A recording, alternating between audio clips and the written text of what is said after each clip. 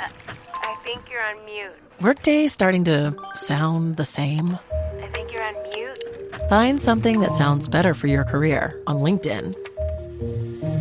With LinkedIn Job Collections, you can browse curated collections by relevant industries and benefits, like flex PTO or hybrid workplaces, so you can find the right job for you. Get started at linkedin.com/jobs. Finding where you fit. LinkedIn knows how. Welcome to Good Morning Hospitality, your one-stop shop for the latest news, noteworthy trends, and thought-provoking discussions across the industry. From hotels and short-term rentals to all things travel and hospitality, you'll find each episode equips you with the information that you need to start your week. Join us on Good Morning Hospitality every Monday, wherever you get your podcasts.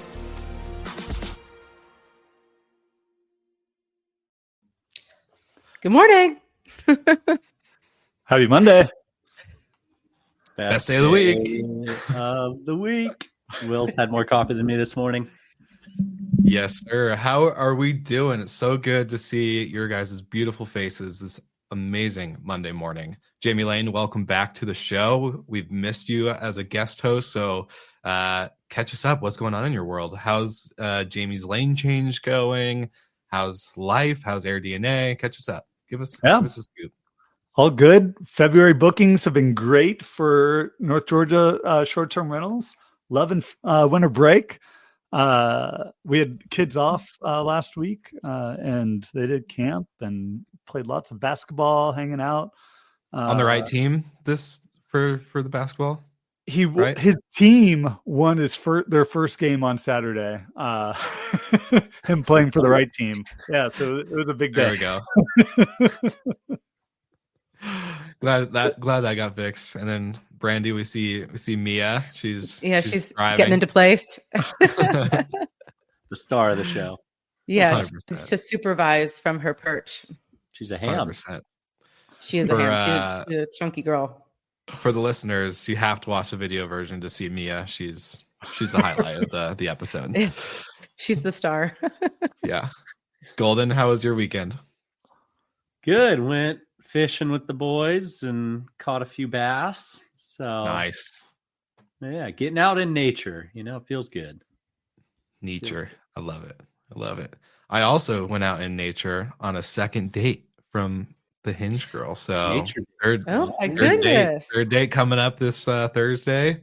Things are moving good. Wow. Feeling good weekend. And the sun, like the weather this weekend, yesterday, I got a little bit of a tan line with my sunglasses. It was 63 degrees here in Colorado, which is chef's kiss, phenomenal. So yeah, cannot complain about how this weekend was.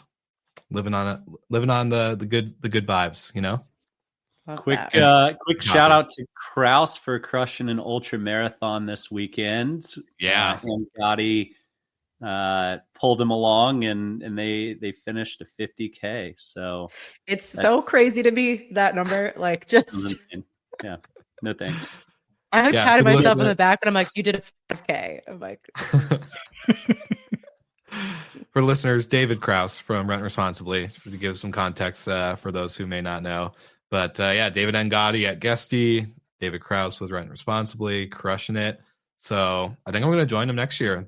Dave pinged me on Instagram, so maybe we get the whole crew. No. Any other David can join, but this Michael will not be doing that. No thanks. Dang it! All right, I'll do it with you, Will. There we go, Jamie. Let's go. I got one person on the bandwagon. Money market. I don't believe it. Clip it.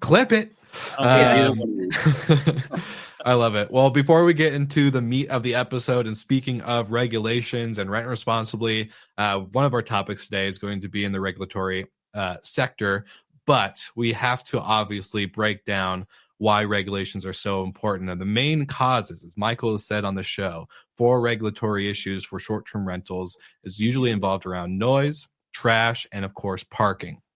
So the way you can avoid that and be a good neighbor is to get Fido. If you go to getfido.com and tell them that you heard about Fido on Good Morning Hospitality, they're going to take great care of you. And if you're already on a trash or bin to curb service provider and you move over to Fido, they're going to give you $50 per property that you move over. That's a ton of cash in your pocket, as we are also about to share the ton of cash that's in Bookings, Expedia's, and Airbnb's pocket right now after their quarterly earnings. So without further ado, go to getfido.com once more and tell them you heard us or heard about them on Good Morning Hospitality. We are back to the episode, and let's kick off with the amazing quarter that all these OTAs had. Jamie, do you want to kick us off with a quick highlight and summary of what we're about to cover? Yeah. So as you sort of previewed, it was a great quarter, really across the board. I think there's always worry coming into the year that bookings were going to be down or flat or weak. And what we saw was growth really accelerate throughout the year, and set us up, I think, for an amazing 2025. Booking really led the group. Overall bookings up 13% in Q4. Alternative accommodations up 19%. So really just crushed the quarter. 19% growth for alternative accommodations, like a very healthy business. And they said their homes bookings, which they call out as roughly 2/3 of Airbnbs. So we think of alternative accommodations for Booking.com as typically a pretty small share. But in 2/3, Airbnb had 11 million bookings. That's 74 million for Booking.com. So they are a growing player in the space. And when they're growing 19% and we're calling out that that's beating Airbnb, like Airbnb full quarter was up 12% for nights, booking values up 13%. Like they didn't have a bad quarter either. And that was an acceleration for them from Q3 into Q4. Everyone seemed to do better in Q4. And there were some tailwinds. One was the sort of lead up to the election. Bookings were a bit down. People were sort of wondering who was going to win. There's also the year-over-year comps with the attack in Gaza, war in Gaza that started in Q4 last year. And then sort of rounding up was Expedia. Overall nights booked up 12%. They called out hotel bookings up 14%, lodging bookings up 12%. And you sort of do the math, that put in Vrbo at around 7% growth for booking value. So all in all, and we were talking about declines for Vrbo last year with their platform migration, 7% growth and is pretty stout. And I'll put all that in context for what U.S. hotels did in Q4, up demand side up 0.5%. So when we think about the alternative accommodation industry, short-term rentals really outpacing both U.S. hotels and the global sort of lodging industry. Yeah, I think there's been a little bit of a narrative from the hotel lobby that and maybe it's just our echo chamber of LinkedIn, but it's people are going back to hotels, short-term rentals are falling out of favor, blah, blah, blah. And I don't really think that that's the case. Again, this is like a pie that there's space for everyone in the pie, but the pie is definitely getting bigger and short-term rentals seem to be still in demand, thankfully. Yeah, and where there is that narrative, and maybe you see it in the type of markets you're in, Brandy, but when we look at sort of 2025 or 2024 growth, like hotel demand in urban areas was up 2%. Short-term rental demand in urban areas was down by 2%. Yeah. So we are seeing, and in that sort of urban core, hotels sort of take back share and really fight back. A decent part of it is regulation. We're seeing, and we saw the impact in New York. We're seeing the impact in other cities. It's definitely there. Mm-hmm. Yeah. With all this growth, though, the funny thing is that, booking ADR in general didn't grow that much. It, gained 2% on Booking.com side, 1% on Airbnb's. So a good sign that prices aren't being discounted, which is good. I think we're all holding steady on ADR or RevPAR, but then also it's not, as Michael likes to say, being price gouged, where people are just getting on the platform and then listing at an insanely high price. and coming up with, some obscure number for their nightly rate that doesn't kind of earn or yield to that nightly rate. So I think that's strong. Like, it's not the biggest growth, but I think the numbers are showcasing good supply growth, or at least good booking growth. So it's overall like just really positive to see that we're not like at least discounting with the OTAs making this much money, and then the operators are having to lose out on that situation with discounts. Yeah, Jamie, correct me if I'm wrong, but a lot of this is due to supply growth. It's not a massive demand growth. There is some demand growth, but supply growth is outpacing it. Well, what I might be worried about in the future that you can maybe supply some data for is supply grows to the point that demand isn't keeping up. Then ADRs start to plummet. And as ADRs start to plummet, supply starts to shed. And then we kind of get back to an equilibrium. But, Airbnb particularly has pushed supply so much. I am concerned that it's great for the OTAs. OTAs are crushing it, but I don't know how great it is for the broader ecosystem. Well, and let's look at booking.com because they broke out both supply growth and nights growth. So alternative accommodation listing growth for booking.com was only up 8% in Q4. It was up around 10% for the quarter. And with 19% growth in nights, and bookings are well outpacing demand growth. On the Airbnb side, Airbnb stopped reporting overall supply growth, but I've got it. I can see that they're up on nights about 12%, or on listings up about 12%. Nights were up about 12%. So really healthy, both supply and demand growth right in line. And we see like in the US, occupancy was flat over the past year. So we really don't see supply outpacing demand anymore. They've roughly now come in line. And then like we talked about ADR growth, Airbnb sort of disclosed North America ADRs up 3% in the quarter.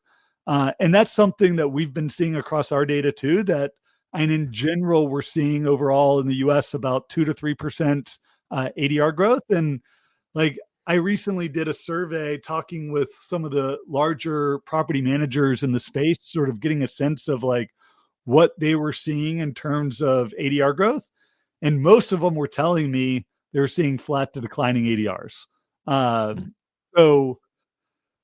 there is this sort of narrative that you see with some of the larger property managers that are sort of over-indexed into some of the bigger vacation rental markets. And that is still where we see some of the weakness in terms of demand trends, some of the lowest demand growth. Actually, we're seeing some supply declines in some of these areas too, as sort of hosts pull out. But overall, we're still seeing, and as an industry, about 2 to 3%. So it really does vary based on the market you're in, and really some of the strategies. In talking with them, some of their strategies were, our homeowners want to be booked. They're comfortable that to get the occupancy level that they want, that they're willing to give up some rate. We're able to raise rates a lot over the past few years, and that's a strategy that they're comfortable with going into 2025. Yeah, I know that there is this battle, I think, with some of the operators who are managing like someone's actual home that they're more, they care more about, that they want to hold on to these rates. And I know that this has been like a revenue manager's battle of trying to be like, we can't continue to satisfy that. But I was thinking about the supply kind of side of this and how in more urban markets or slightly outside of urban markets, if you have a home or a building or condo or whatever, and you decide to take it off, there's like a very easy long-term market that you can just kind of flip that over to in a lot of cases. But for these traditional vacation rental markets, if they're losing supply, that's just interesting to me. I would think that if an operator went out of business, that another operator would just swallow up that inventory, because what else do you do with those homes, if that's the main purpose of the home? Yeah. Well, I mean, in the Great Recession, way back when, the market, home values, prices skyrocketed, recession hit. The first thing people sell is their second home. And so if you can't afford the mortgage of the second home because you're not making the income, then the house goes on the market. The house goes on the market. These second home markets are very susceptible to swings. And so the prices of those homes go down, which ultimately is good because then people can come back in and scoop them up for less and actually have that delta that it makes sense for it to be an investment property. But I think with rates as high, mortgage rates as high as they are, along with some of this, ADR or occupancy compression in destination markets, it creates a challenge for those who bought these properties as true investments. I was also going to say, for Brandy's point, like, also that depends if the homeowner decides to keep their second home on a management platform or into a property management company after they go out, right? Like, I've known so many homeowners that got burnt with all these closures of property managers or urban operators, and they're like, you know what, screw it, I'm not putting this back on to the short-term rental market. I'm just going to hold on to it and rent it out to a tenant or do it myself long term. So yeah, Snowbirds. That's a really good. Yeah, snowbirds. One of the big takeaways though I got from Booking's earnings call, which I really liked, and is a theme I'm hearing obviously in the hospitality market through my other shows and just conversations I think we're all having with operators, is management and expense control, where Booking.com said that they kept their expenses in check with a total operating cost actually decreasing by 10% year over year in this quarter, leading to improved margins. So profitability still becoming the most focused piece of the business. And that's like super good for the company. That's super good for the shareholders. And I'm hearing the same thing with operators. And I want to kind of ask the question in terms of, with, yes, like maybe ADR, like revenue might be going down or it'll be a little flat for operators. How many of you guys, or how many of you in the terms of like are hearing this in the industry with people just focusing on profitability and operation efficiency? Obviously, I think we're all just starting to kind of put our head down and do less of the shiny things and more of the, oh my gosh, this actually adds some meat to the bone here for ourselves as a company. Yeah, I can speak to that pretty easily. I mean, but we've been, because I think after kind of that like high moment of the post-COVID ADR boom, and just, we've really had to take a look, I mean, in the last year and a half, 2 years, of like being really ruthless about what we're spending money on. But even then, like there's only so many things you can cut, right? Like the real solution to everything is revenue. So it is this interesting dance with like just everything being more expensive. You're getting that like annual subscription renewal, and you have this battle against a vendor who really needs to raise their prices to start to become profitable, going against an operator who is like, I will literally fight to the death before you raise this one penny. Like, I think there's going to be a lot of that, just because you're not seeing, I mean, just like we said, there's minimal to no ADR growth, and the costs are, I would say, well outpacing that from an operator side. And I'm sure there's markets maybe where they're not running into that, but I would be confident in saying it's most operators are dealing with that. Yeah. I'm also hearing, I don't know. Sorry. I don't know a single founder right now that's not focusing on profitability. And I knew a lot of founders 5-6 years ago that were not. And so it's the access of capital right now into the space. It's just not really there. There's not a ton of venture funding into early stages of startups, and certainly not on the operator side, and still in rare occasion on the vendor side. Well, I was going to say, I'm hearing similar things, but I think the tech vendor side of the industry is under more and more scrutiny now more than ever, due to this side of like everyone just signed up for every type of tool and product there was. And the tools and products, let's be honest, are not at the point of an Apple or an Amazon or even an Airbnb when it comes to like actual product design and functionality in our industry. With the amount of cash that's come into this industry, something I'm very passionate about is that it's very far behind. I 100% believe that hospitality tech is going to be a struggle. And I think operators are starting to see like, hey, I'm going to put my PMS on the chopping block more often than not, because with certain, products like CRMs and channel management tools, you can almost cut out your PMS now. And so Like, yeah, I think it is very much the opposite. I think you can start to cut out a lot of your other products because your PMS is going to do most of that for you, at least to a standard that you're willing to accept. Get a breezeway and a good CRM and a channel manager, and you can basically get rid of the PMS. Yeah, but then you look at your cost of all of those things. I don't know. As someone with like 800 plus listings, I don't think I would be just getting rid of the brain of the middle of the business. So it's maybe not now, but it's happening. I'm talking to a lot of operators who are literally considering this as a huge shift in the tech landscape for hospitality, and not just on the short-term rental side, on the hotel side. Yeah, sorry, Paul. It is a bold statement, but I'm just saying, like, it's almost to the point of yeah, there's a lot. Anyways, so I'll just hold my tongue from that point on. Listen, that's a prediction. Future slick talk. It's a prediction you have for the next year. We'll see. We'll add this to the 2025 predictions, and we'll see what happens next year. I think it's possible for an AI platform to come in and service a lot of the PMS functions, but I don't know of one yet that's there. Well, Jamie, as AirDNA has acquired a PMS, what do you think? Do you guys feel the same? I'm gonna assume not. I'm in the Brandy camp of and that PMSs are going to ingrain themselves more in, and they're being more and more, I think, built around all the things that you need. And like, yeah, and Breezeway is great, but it integrates with every single PMS, and it takes over a lot of that functionality. And yeah, like a lot of PMSs are trying to build in that Breezeway type functionality into their system. And as more and more do it, and it makes operations much more efficient. So they're seeing all the things you need. Like, I don't think most operators want to integrate into their own channel manager. Like they, yeah, they want it simple.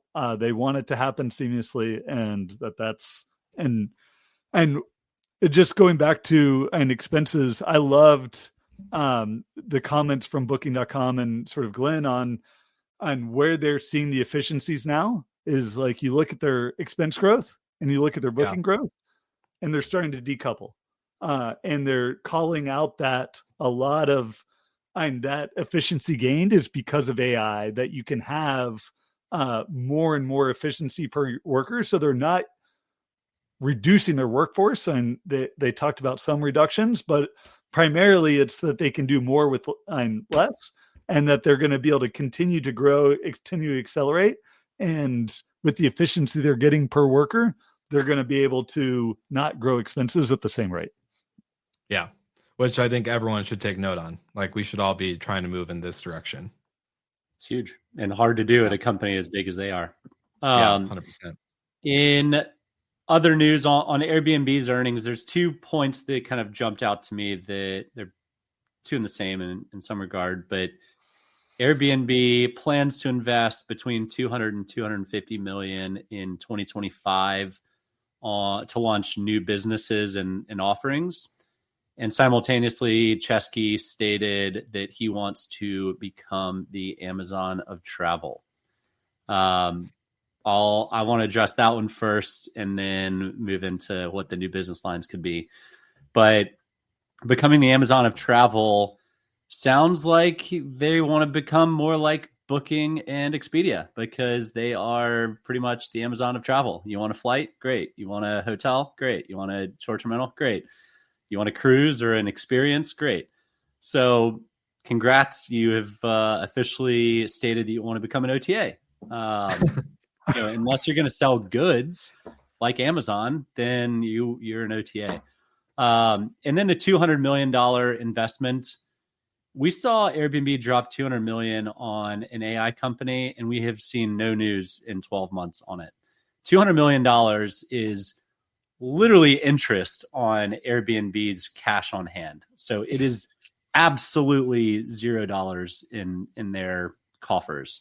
And the majority of, I've seen the Airbnb statements before coming out of COVID when all the house parties were a problem. Airbnb, Chesky vowed to invest $100 million to solve the house party issue. and that was a headline, and never saw anything else kind of on it again. So are they going to invest $200 million? Absolutely. Their headcount is more than $200 million, I would presume. So they are investing it each and every day.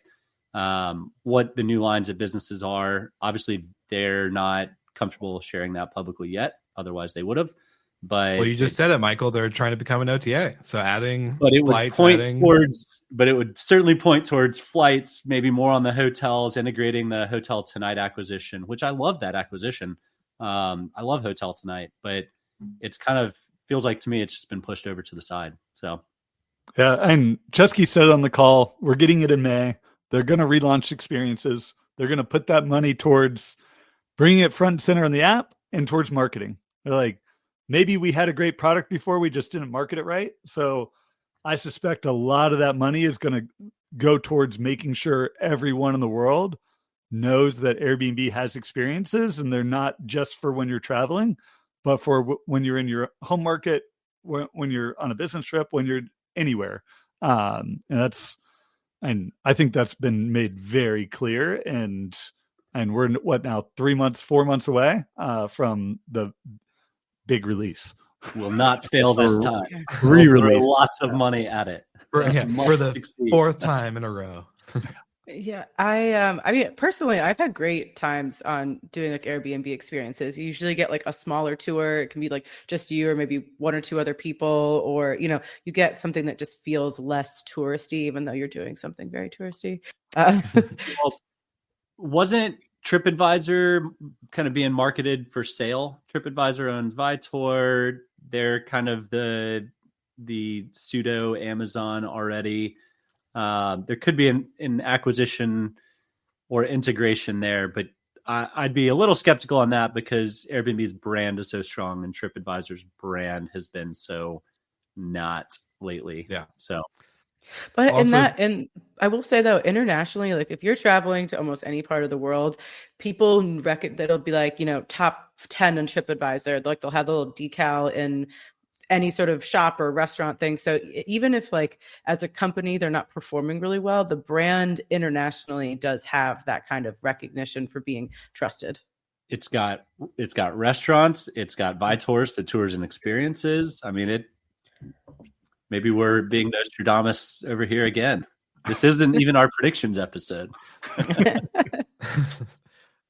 No, it's all good stuff. I think the experiences part definitely, I don't know. I feel like we're missing some stuff from the launch of Icons and the launch of all these other things that were making such big, headlines, where it's like, okay, like, and Brian Chesky's even mentioned on the AI front, like, why would we develop our own thing when there's so many good partnerships we can do first, right? Like, so integrations or connectivity with ChatGPT, or because I'm hearing more and more that they're becoming close buddies and whatnot. So just in the side of AI, it's interesting for that $200 million acquisition to then not roll out their own thing and start focusing on integrations, to then also, why would, I don't know, Airbnb was seeming to go the direction of owning the experiences through its Icons platform, but now it's going to focus on relaunching this for a third time just because they think they didn't market it that well the first time or two. So it's like, all right, let's see how that actually goes for you guys. But hopefully I'm rooting for their success, right? I want to use experiences. I want to see them grow and obviously be a more sustainable platform for consumers and overall like culture. But yeah, it will be interesting to see how they've shifted over the last year or so. Anyone's thoughts on Amazon for travel? I mean, Booking.com, Expedia, Uber, and also it's just Uber, throwing that one in there. It's just, I think, don't be the Amazon of some other industry. Be like, create your own. Also, like, to be the Amazon of something, you have to be in Amazon is so, those tentacles are in every industry. I don't think that is an easily replicable strategy. But just my opinion. We'll see. It's so funny that, I've seen so many pitch decks through the years that we're the Airbnb of boats or backyard pools or, this, that, the other. And now Airbnb is saying we're the the Amazon of travel. I mean, you guys are a massive publicly traded company. You don't have to compare yourself to Right. Amazon. But I would like to see, I mean, there's all this talk about they bought an AI company. Experiences is great. I understand that's a good, great revenue generating business, but like, what are they going to do with all that AI? I would be for all the talk. We'll see. It was the creator of Siri. Like, how are you guys not doing more with that acquisition? That's like mind blowing to me. But anyways, I'm with you on that one, B. All right, Brandy, this one is perfect for you as we close out the episode. I know we're running a little bit over our 30-minute time, but New Orleans and Airbnb not happy with each other with regulatory lawsuits. So what's going on? No. Excuse me. So like the rundown is obviously New Orleans is a big STR market. They have this, new strict wave of implementations coming in, like actually, restricting in certain areas, restricting the licenses. All that's about to start happening because it's going to be after Super Bowl and Mardi Gras, conveniently. And Airbnb is suing New Orleans. And this is not surprising. I think compared to like New York is like a behemoth. It is like its own mini empire. Fighting something in New York is very difficult. Fighting something in New Orleans is a little bit different. The city is not as organized or I think as powerful, and like there might be some room for negotiation and or wins, but it'll be something that's drawn out. I mean, they've been dragging out these lawsuits for years. So we'll see what happens. I'm in favor of some good regulation, but not something that is draconian and unenforceable. So we'll see. Stay tuned. As long as you got a hotel license, then ban it all, right? No, that is not my attitude about it.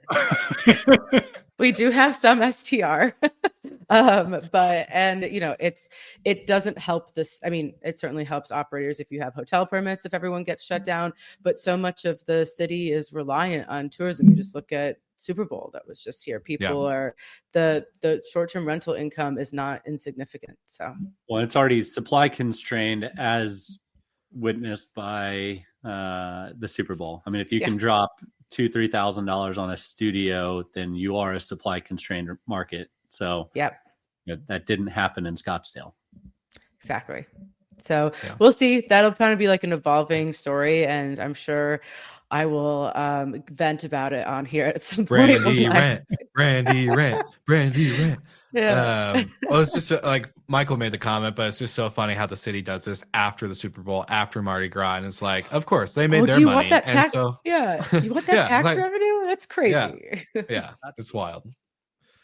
Jamie, any thoughts, comments, concerns from the Airbnb side? And it gets into the age-old debate on whether the government is there to enforce the laws or whether they can impose onto Airbnb to monitor every single host, every single property on whether or not their unit is legal to be on the platform. So it's, and I think they've got a good case on why the government should be monitoring. And New Orleans is already very restrictive in terms of regulation. We've seen supply growth down over the years.